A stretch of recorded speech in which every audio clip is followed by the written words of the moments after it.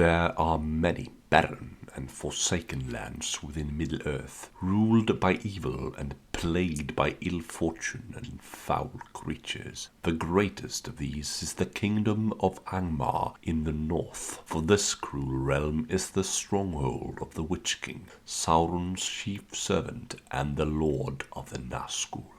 So, welcome to the Critical Focus channel, Tabletop Skinny, and this 10th installment of the Army Focus series for Middle-earth strategy battle game. Let's get cracking with the army composition, right? This army may include the Witch King of Angmar, the Tainted, the Lake, Gulavar, the Terror of Honor, Mordor, Troll Chieftain, Shades, Barrow-wights, Angmar Orc Captains, Angmar Orc Shamans, Wild Warg Chieftains, Angmar Orc Warriors, Angmar Warg Riders, Cave Trolls, Wild Wargs, and Dead Marsh Spectres. The profile for the Witch King can be found on page 114 or in the previous installment of this Army Focus series. That is the Barad-dûr episode. The Witch King of Angmar counts as a hero of legend if you take him as part of an Angmar list. And the army bonus is as follows. If that fell kingdom should arise again, Rivendell, Lorien, the Shire, even Gondor itself shall fall. Friendly Angmar Orc models within 3 inches of friendly spirit hero model gain the terror special rule, and that, my friends, is quite nasty. So, as noted, the Witch King has already been introduced in the previous video and in the list for Barad-dûr. So starting off this list is the Tainted, which is one of the Ringwraiths. He is 120 points, hero of valor, with a fight of 5, a defense of 8, and 214-2 for heroics. Heavy armor and sword for war gear, can do heroic channeling, can take the armored fell beast and usual options for the Ringwraiths. He's Harbinger of Evil and obviously causes terror. He has the passive miasmatic presence at the start of the move phase before heroic actions are declared. The Tainted may elect to spend a will point. If he does this until the end of the turn, all warrior models within 6 of the Tainted may not benefit from the standfast rule, nor take part in heroic actions. And he also has the Seeping Decay passive rule. At the start of the fight phase, you roll a d6 for each non-spirit model, friend or enemy, in base contact with the Tainted. If the model is a cavalry model, roll for both the mount and the rider. On the roll of a 6, he suffer a wound. And he can do a plethora of medical powers as well.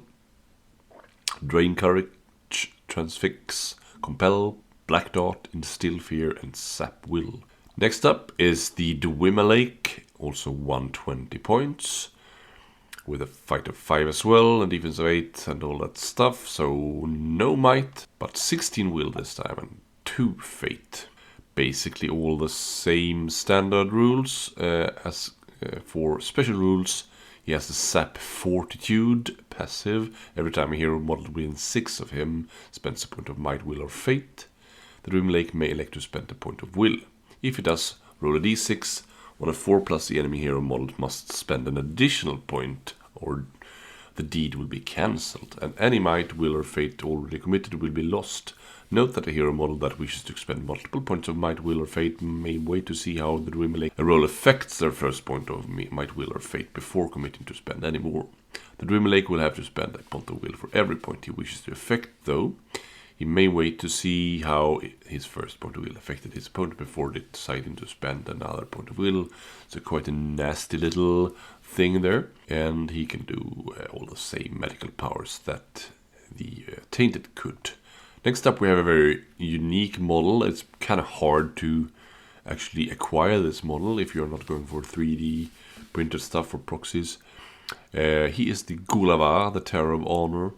He's 200 points and no options available. 3 might, 3 will, 0 fate with a fight of 7 and a strength of 8. Quite nasty. 4 wounds as well. Heroic strength and defense for actions. And he's a flying creature, obviously. He has a monstrous charge, resistant to magic, terror, all that stuff. He has an active rule, Immortal Hunger. He can regain a single wound for each model he slays in combat. And he's quite good at doing that, right? Rend is the only brutal power attack that allows Gulliver to regain wound in this manner, though. This can never take his wound beyond his starting level. Strength of body, strength of will is a passive rule he has. His attack and courage are always equal to his remaining wounds. Quite a nasty model there. Then we have Mordor, the Troll Chieftain, for 110 points, a hero of valor. 3-1-1 for heroics, 6 fight, 6 strength, 6 defense. Sorry, so he's kind of a weaker troll, but he has those might and will and fate points. 3 attacks, 3 wounds, and he's armed with a pick. He has the strike, strength, and challenge heroic actions. And he has the lead by example special active rule in a turn in which Mordor slays an enemy hero or monster model in combat, all friendly Angmar models. And troll once within 6 of him counts as being in range of a banner. Then we have the Shades for 100 points, Heroes of Fortitude, 0 might, 8 will, and 0 fate. With a fight value of 1, a strength of 1, defense of 8, 1 attack, 3 wounds, 1 courage. Whilst the Shade has no specific weapon, it is a twisted mass of undead beings, constantly lashing out at the enemies of the Witch King. A Shade never counts as an unarmed. He has a Blades to the Dead special rule, so he strikes at your courage instead of your defense. It causes terror. He has the Chill Aura passive rule. At the start of the fight phase, before heroic actions are declared, Shade may spend a will point to activate its ability. Any enemy model within 6 of 1 or more Shades suffer -1 penalty on its dual rolls. So he's more like a debuff kind of character than a fighty type, right? Nasty little critter. Then we have 50 points worth of Battle White, Hero of Fortitude, 0 might, 5 will, 0 fate. With a fight of 3, strength 3, defense 7, 1 attack, 2 wounds. Armed with heavy armor and sword. Also has that Blade of the Dead nasty rule. And can also do magic power paralyze with a range of 6 and a 4+. Then we have Angmar, all captains for 40 points. There are nothing much to talk about. Very similar to the Baradur ones. 2 might, 1 will, 1 fate, 4 fight. All pretty standard, right? 2 wounds, 2 attacks. And can be upgraded with a warg, orc bow, and a shield. And we have Shamans. 1 might, 3 will, 1 fate. For 50 points, minor heroes. They can do the Wither and Instill Fear magical powers. It can also be taken on a warg. Then we have Wild Warg Chieftains for 80 points, Heroes of Fortitude.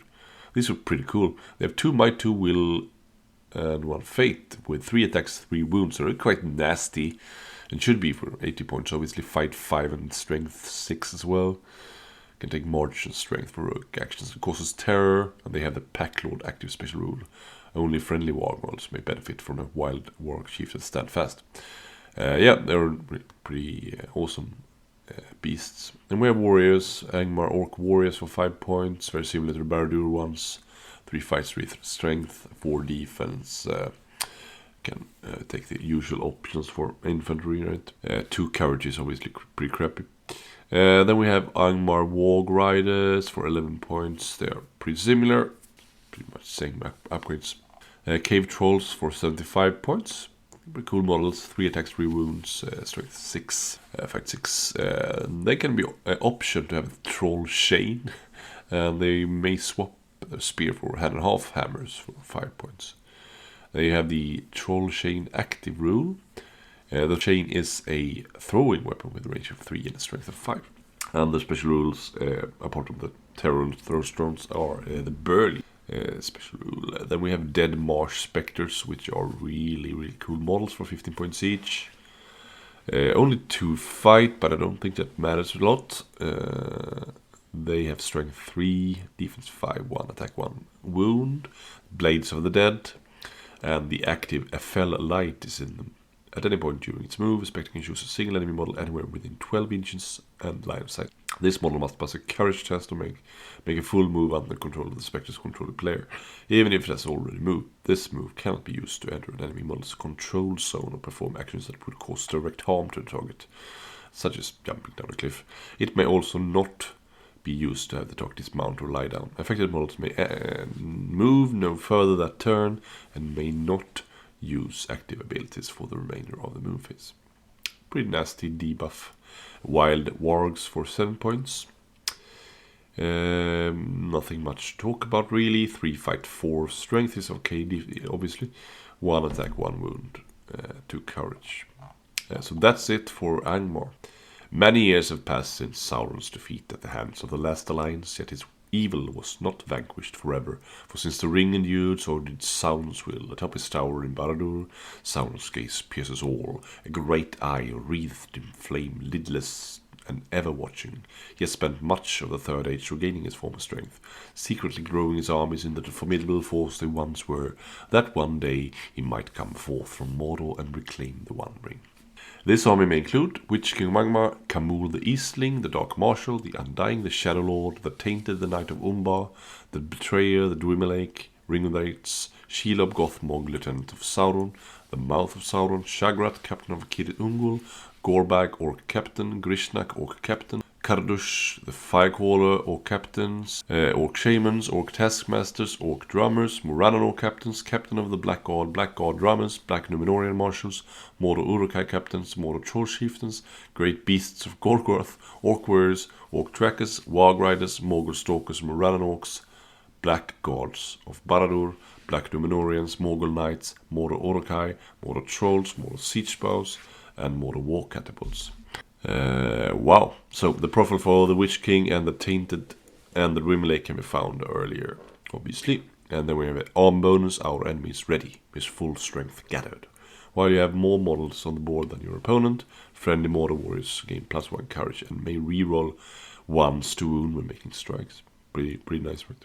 So first we have the Khamûl the Easterling for 120 points, very similar to other spirits basically, so I'm not going to go over his base stats. It's 212-2 for heroics. So let's go over the special rules, because that's why we're here. Essence Leech. If Khamûl makes a strike against an enemy model which causes a wound, he instantly gains a single point of will spent earlier for each wound caused. Additionally, Khamûl may expend a single point of will at the start of a fight phase before heroic actions are declared to increase either his fight strength or attack by 1 for the remainder of that fight. They can do the same powers as the previous Ringwraiths. Then we have the Dark Marshal. He has the special rule through fear, passive. At the start of the fight phase before heroic actions are declared, the Dark Marshal may elect to spend a point of will. If he does this, all friendly warrior models with 6 count as being ranged with banner. He has 214-2 for heroics. Then we have the Shadow Lord, 214-2 as well. He has the Pall of Darkness special rule. At the start of the move phase before heroic actions are declared, the Shadow Lord may spend a will point to activate his ability. Until the end of that turn, shots against the Shadow Lord or any model within 6 of him will only ever hit on a 6. And the Undying for 120, he has actually 2 passive special rules. Arcana Leech. At the start of the move phase before heroic actions are declared, he may blah blah blah. The Undying regains 1 will point for each magical power successfully cast by another model within 6. And he has the Eternal Willpower special rule as well. The Undying may expend will points in the same manner as fate points. That's really good. He has 18 will points actually. 218-0 for his heroics. Then we have the Knight of Umbar for 120 as well. 212-2 for heroics. He has the Combat Mimicry active rule. At the start of any fight phase, he may blah blah blah will points. The Knight of Umbar can elect to use the fight strength or attack values of his opponent instead of his own. He does not need to adopt all of these characteristics. He could, for example, only adopt the fight value. Pretty cool, right? Then the Betrayer, 214-2. He has the Master of Poison special rule. At the start of the move phase before heroic actions are declared, he may blah blah blah. Until the end of the turn, friendly models with a poison weapon special rule within 6 of the Betrayer may reroll all fail to wound rolls made with those weapons. And I'm also going to say that so the Betrayer is on the model list, but he's also on the Haradrim list. Khamûl is also for the Easterling list. So moving on from the Ringwraiths, we have Gothmog, Lieutenant of Sauron for 130 points, Hero of Valor, 331 for heroics, can take a warg and a shield, has fight 5, strength 4, defense 6, 3 attacks, 3 wounds. He has a Master of Battle special rule, and he has the passive The Age of Vengeance over Gothmog and all friendly Mordor orcs within 3 of him gain the Hatred Man special rule, and the active The Time of the Orc has come. Once per game at the start of a fight phase, he can declare he's using this ability. For the remainder of the turn, all Mordor orc models within 12 may reroll fail to wound rolls when making strikes. Then we have the Mouth of Sauron for 70 points, 2 for 1 for rogues, fight 5, 2 attacks, 2 wounds. And they can take the Armored Horse for 15, and he also causes terror. Gothmog does not. The Mouth of Sauron is a hero of valor. He can do Drain Courage, Transfix, and Steal Fear medical powers. And then we have Shagrat for 100 points, 3-3-3, awesome stat line. Hero Fortitude, Fight 5, Strength 5 actually then, but only Defense 5. But he can take in heavy armor to have 6. And also a Shield of Kirith Ungol, that will be even 7. So 3 attacks, 3 wounds.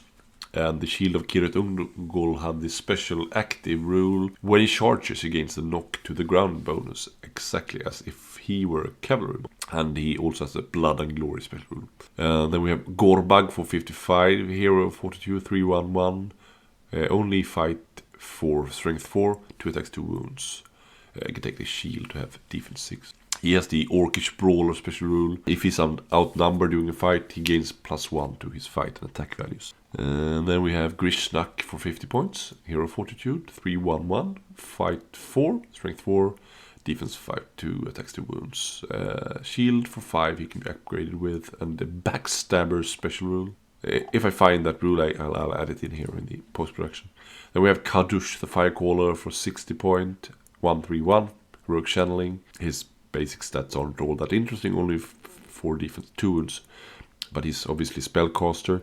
He has the Hero of Darkness special rule at the start of a priority phase. Before any dice are rolled, he can drain the life force of a friendly orc model within 6 to remove it, and then immediately regains D3 will points. It's pretty nasty. And the Shadow Pawn passive rule at the start of any priority phase before any dice are rolled. He can be removed as a casualty to allow a single friendly Ringwraith within 6 to immediately regain D6 will points. And he can do the Flame Burst and Fury Mordor Orc medical power. Then we have Captains for 50 points, basic Hero Fortitudes. Nothing super interesting. They are defense 6 and can take a shield to have defense 7. And they can also have 2-hand weapons. Then we have Captains of the Blackguard for 65 points, Heroes of Fortitude. 2-1-1, fight 5, strength 5, defense 7. With that heavy armor and shield included, and they have this special rule for the Dark Lord. While at least one friendly Ringwraith is on the battlefield, they have courage 6. Blackguard Drummers are independent heroes for 35 points, 0-0-1 for rogues. Heavy armor, sword and war drum, 4 fight, strength 5. Urukai Captains for 55 points, 2-1-1, defense 5, 2 attacks, 2 wounds, fight 5, strength 5. Pretty beefy there. They can take the shield, orc bow, and 2-hand weapons. And then we have the Great Beast of Gorgoroth for 150 points, Heroes of Fortitude. Orc Commander is included. They cause terror, has the Trample special rule, and also the Battle Platform right. And models with the Great Beast's Howdah do not count towards your force's bow limit. And there is a place for up to 9 orc warriors, excluding the commander. Great Beast has a fight of 4, strength of 6, defense of 7, 3 attacks, 5 wounds. Then we have the Stalkers, Morgul Stalkers for 10 points. They have just 1 wound, but they have 2 attacks. But fight 3 isn't all that great, but strength 4 at least, with a Stalk Unseen special rule. Then we have Moran and Orcs for 7 points. Nothing much to talk about here. Strength 4 is pretty good, but fight 3. Defense 5, but you can have 6 with the shield, and they can take banners and spears. The Blackguard of Barad-dûr for 12 points, kind of elite infantry here. They are fight 4, strength 5. And defense 6 can't be upgraded, but they can take banners for 25 points. Then we have Mordor Urukais for 8 points each, with that strength 4 and fight 4. Can take banners, orc bows, shields, and 2-handed maces. That is it for Mordor and Angmar. So, if you enjoy the series here, the walkthroughs. Make sure to like the video, hit that bell button, leave a comment, and subscribe for further content here. Without further ado then, take care.